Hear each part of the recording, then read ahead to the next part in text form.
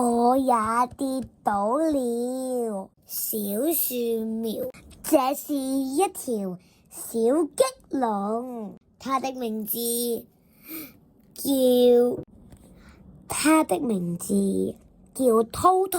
它很愛玩，而且聰明又開朗。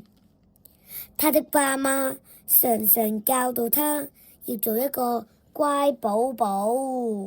乖寶寶要聽從爸媽的話，要努力讀書，也要友善待人，做錯事要勇於認錯。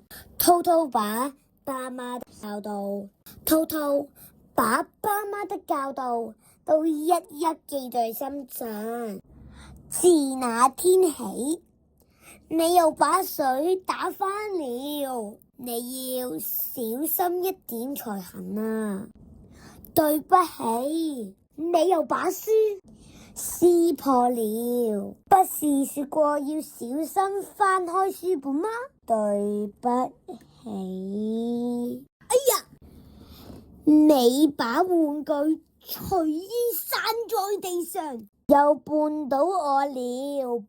爸爸說對不起。媽媽終於忍受不了濤濤的行為了，她嚴厲地說：濤濤，你已經不止一次只是嘴巴上說對不起，而不反省自己的過錯。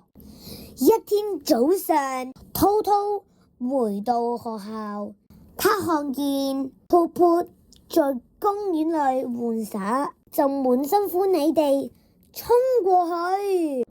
濤濤一個不小心把玲玲撞倒在地上了。啊，對不起。濤濤說完就向潑潑的方向跑去。午飯的時候，濤濤發現玲玲不在。玲玲在哪裡？濤濤問他旁邊的小恐龍。我也不知道呢，我在課室也沒看見他。小恐龍說。濤濤有點擔心，他想起早上把玲玲撞到了，他是不是受傷了，還是他在生氣？但是我已經道歉了啊。午飯過後，濤濤在操場找玲玲，他走着走着，不小心撞向了棒棒，跌倒在地上了。濤濤，不好意思，我沒有看到你呢。棒棒說。你的膝頭擦傷了，我帶你去醫療室吧。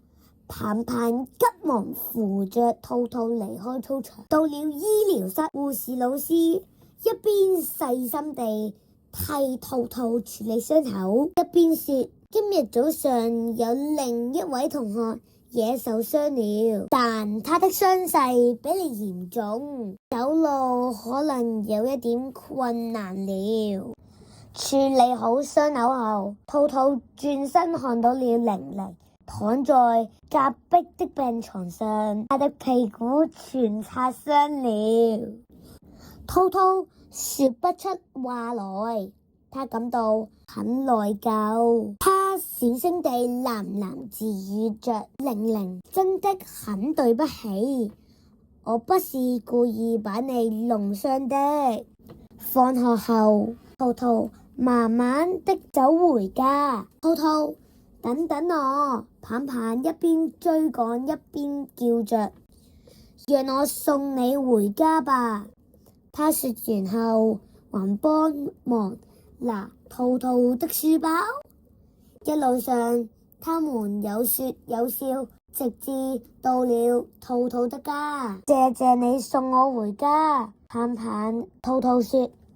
不用客氣，我不小心令你受傷了，我感到很不好意思呢。是我能為你做的一點小事作補償。從今天後，我會加倍小心，不會再犯同樣的錯。棒棒說。棒棒的說話令濤濤呆住了，想起媽媽的訓話，責怪他只會講對不起，而從來沒有改過。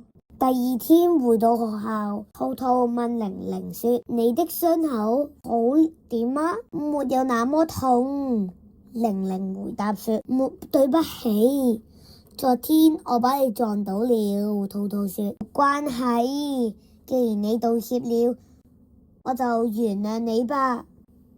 玲玲微笑着說。自此之後，兔兔吃飯的時候會乖乖坐在椅子上，再沒有把水弄瀉。看書的時候會小心地翻開，沒有再把書撕破。他也會把玩具收拾整齊，沒有令爸爸絆倒了。可是爸爸還是跌倒了。啊！兔兔又把玩具到處放了嗎？爸爸生氣了。啊！那是我的手帕，不知道什麼時候丟在這裏了。小朋友，你覺得媽媽該對爸爸說些什麼？